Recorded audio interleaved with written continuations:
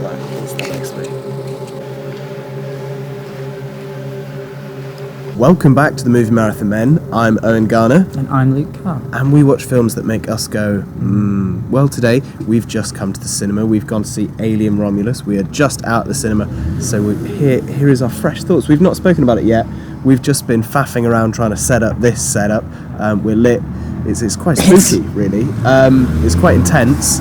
I think of spooky being dark and dimly lit and horrible, and this is sort of more like I'm standing in a lamp. Yes, it's two moths coming to you with their opinion on this film.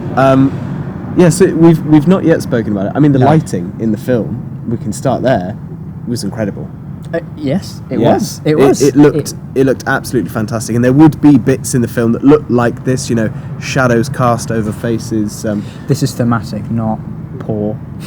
Are you sure you want to do this?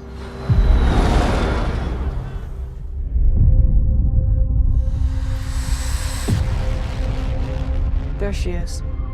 You want to break in and steal highly regulated equipment. I loved it. Like, the whole feel of the movie was what I wanted it to be. It was a very mature movie, not in its age rating, just in how it showed everything. It was very minimalist in a good way. It was very barren.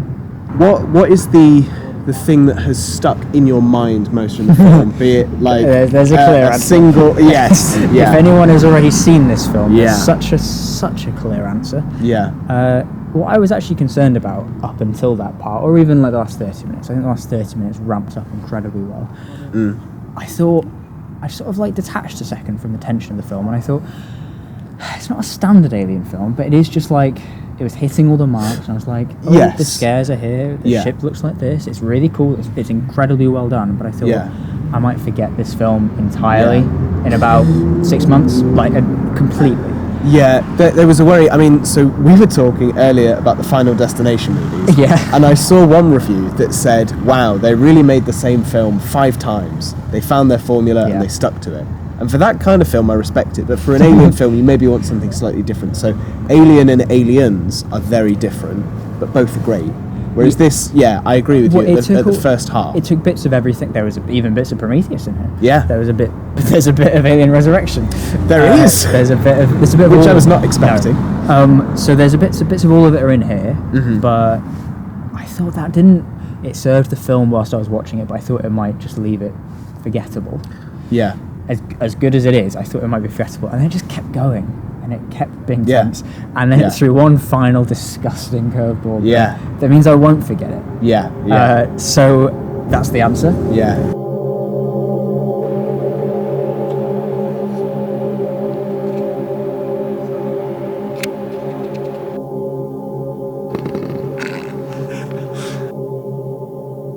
So we've had to move our legs to get the gears of our brains moving as well. Further thoughts. I mean, we've been positive. Yes. Let's talk about what maybe didn't work for you. To preface this, though, I will say this was far more connected to the other films and the originals than I was expecting it to be. Yeah.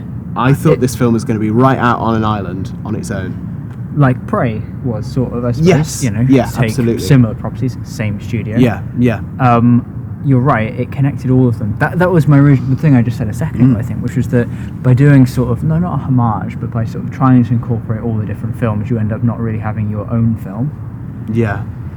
It slightly felt a bit like that to me for periods where I was like, I was watching it and I knew it was well made and I knew it was good. Everything was good about it. And I was watching it, but I didn't feel particularly attached to it. Yeah. Like I was aware it was a film a lot.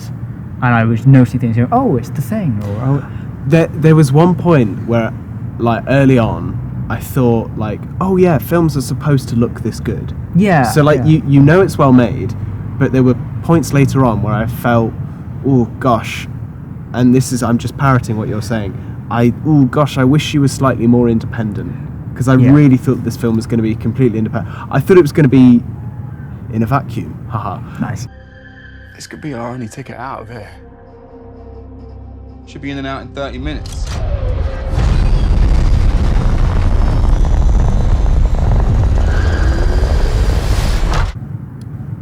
But yeah, one of the things for me, now that we've prefaced it with that didn't really work as well, that I was going to talk about, there was one bit of the effects that was leaned on far more heavily. Oh my God, they're coming for us! They fly now. They fly now. One of the special effects thing that they lent on quite heavily. Yeah. Now they introduced it, I thought, really well. I thought, oh wow, they're doing a good job of how they've introduced this. They're showing this in the exact way that I want them to do. Oh, close up. Oh, right. No, okay. They're just going to close up and sit on it for a bit, and they did that. And they learned from us in the School of Lighting. Yeah, it was very, very bright and not dynamic at all. Yeah. So for me, that bit didn't really. It just took me out of the moment. There's an ethical issue in including that particular thing when the owner of the thing is no longer alive. Yes. And Disney have done it a few times in different bits. I never like it, and you're right that it seemed as if they were just giving the impression of something. From within the logic of the films, there's a way in which a person's voice can be distorted, so I thought, oh, that's going to be fine, and they'll do it like that, and they'll get one or two bits, and then they'll move on. No, they really, really sat with it. So for me, that it just took me out a little bit, and as you say, the sort of ethical implication. There's another bit later as well where they fan service, like with a line. Yes. It did get a laugh. It got a laugh, yeah. And I gave out a little titter, but I won't laugh next time. Welcome to the Romulus space station.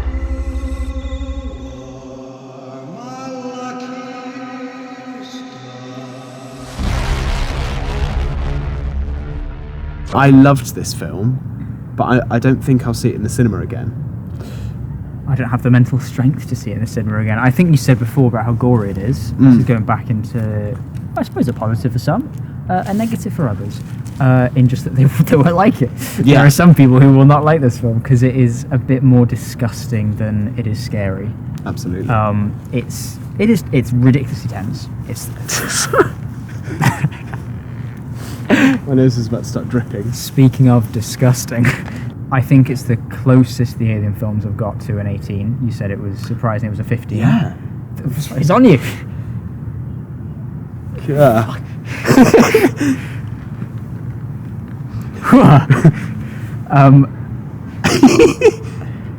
What did I like about this film? There was a lot to like. Yes, yeah. I'll say it's quite. I don't know if it's slow to get going, or if maybe you know what it is. Actually, I think our discussions about this feeling like other Alien films meant that I was seeing the opening, and I hadn't seen this exact opening. It is different, the setup of why they're there and who they are, or whatever. But it still felt like settled in for the Alien opener. You know, like every horror film you move into the new house. Let's settle in for this. Like as I just said, Final Destination. You do the let's meet all the people. This one's unlikable, so you're gonna like it when they die. Exactly. And but you know you're watching a Final Destination movie, so you know that everyone's gonna die in a silly way. Yeah. When you know that you're watching an Alien movie, you know that everyone's gonna die in a gory killed by an alien kind of way. So you sort of you kind of want them to be already on their way. Yeah, and it's difficult because you want everyone to like them, but to get to know them before you kill them. But at the same point, it just took a while. I felt even in the cinema, giving all the goodwill I had, I was still kind of like, the guy that you're not supposed to like, they kind of laboured on it. He does about 7 things that you're like, oh, I don't like him now. Then he keeps going and he keeps going, and then because at one point you're like, oh, I don't like him, and then they give the reason, and you're like, oh, right, okay, I'll give him the benefit of the doubt, and then he undoes it. Then he gets worse. He gets worse. Then it's like oh, right, yeah, you've done the work for me to sympathise and empathise with him. And nope, he's undone it. This place gives me the creeps. What the hell is this? I don't know. And I think the film was a little bit too obvious at points with how they were going to kill someone, when they were going to kill someone. Yes. Obviously, because it's an alien film, it has the chest burster sequence. Yeah. You knew when that was going to happen. Again, you knew who was going to die, and you knew kind of when they were going to die based on what's going on. And then do you reckon that they think that this is going to be the first Alien film that some people have seen? I feel like it was maybe made with that. Maybe, yeah. you know, oh, hey, you guys, you know that there are Alien movies? We've made a new one. Come see it. Let it be your first one. Well, this felt like Prometheus is the reboot. This felt like a full reboot again. Yes. We do obviously the worth the weight of comparing things before and after. This isn't really being compared to Alien 3 or Resurrection or Prometheus. This really is like, heard of Alien? The first one from 1979. Yeah. Well, if you don't want to watch a dumb film from 1979, watch a dumb film from 2024. Yeah, watch the modern remake where we've made it for your modern tastes. Like, this feels like a remake of we're putting Alien in 2024. Yeah. Not, it's the 7th film in a long series. Like, it just continues from 6, because it doesn't. Yeah, no. This is a reboot. And if you've watched all the Alien films, which we have very recently, this doesn't feel that original. I think if you've watched it, like Alien, or you've not watched Alien, you'll watch this and it'll feel incredible. Yes. Like if it's been a long time since you've seen any Alien film, this will feel really good. You'll feel like you're home again. Yes. If you've just been home, I recognise all this. Yeah. That's my chair. You've been. I've come from home, and I'm in this cafe, which looks almost like my home, but it's not my home. And what are you doing here? Get out of my home.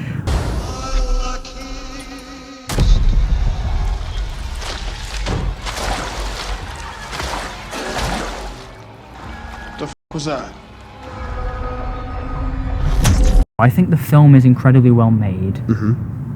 I don't think I'll watch it very soon again. Oh, really? I don't, and that's not even because I can pick a particular criticism. I just think I had enough Alien. I don't think this brought too much new. We have watched, and I would say we sort of 50-50 enjoyed and disliked. Yeah. So I think that's maybe slightly our patience for these movies has dwindled as we watched them. They were enjoyable until they weren't, and we watched quite a few of the ones that weren't enjoyable quite recently because you know it's at the back end. I can understand that. I mean, it will be added to my watch through, I think. If I was to recommend to someone, this is getting included because there's only there's 2 definite watches in the Alien series, and then there's 4 depends on the person. Yes. This is a 3rd good one. There are 3 undeniably good Alien films, and this is one of them. Yes. Run.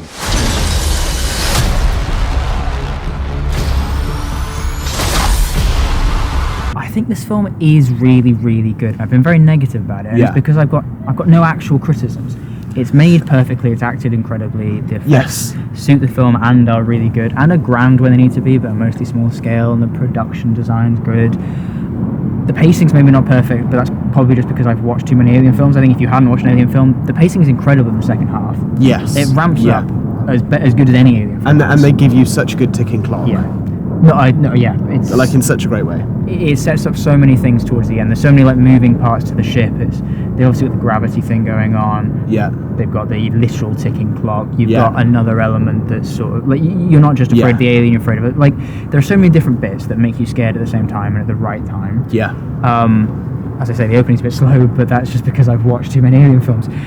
It's very classic of a sci-fi film of this nature, though, I think, where you sort of start slowly and they sort of plod along, and then it kind of changes. I mean, at the halfway point, and I was very aware of like the sort of time marks of this film because I was desperate for the toilet the whole time, so I was checking my watch. At the halfway point, we had the shift of like, okay, you know everything now, and it's all just playing out. So they get to, like, I would say about a third of the way into these movies, and it's not just the Alien films, it's kind of all films like this, where you get a third of the way in, and then they start revealing things. And then in that space from when you've gone from 1/3 to 1/2, you kind of have been given all of the information. When the film is done well, you've been given all of the information that you need for then the second half of the film to just be that premise played out in the plot. So for me it did hit those marks really well. Well, Alien Romulus, do you think that they are angling for Alien Remus and do you think that they'll get it? The issue for me will just be I genuinely don't know what you do with an Alien film next. I actually have no idea. You've done Aliens. It's on. There's loads of them. Yeah. There's loads of them in this one actually as well. But Alien 3, they're on a disgusting planet. It's back to basics. But also there's more people. More that people. Time. That's the kind of difference there in that one, I think. Resurrection is like future, and it's a science base. Yeah. Prometheus is the origin story. Covenant is like sort of more of that, but similar to Resurrection in a way. Like, I don't actually know what they do. Yeah. I don't know where you put it. I mean, well, they're doing it because they're going to do it on Earth. But what do you do after that? I actually have no idea. Put it on another spaceship. We've done that. Yeah. Thrice. Yeah. So I actually just don't know what a sequel looks like. Yeah. But it'll probably be all right. I think so. It'll probably be well made, and we'll probably go and see it. Well, that is the issue, isn't it? Yeah. We will go see it. Yeah. 5, 4, 3, 2, 1.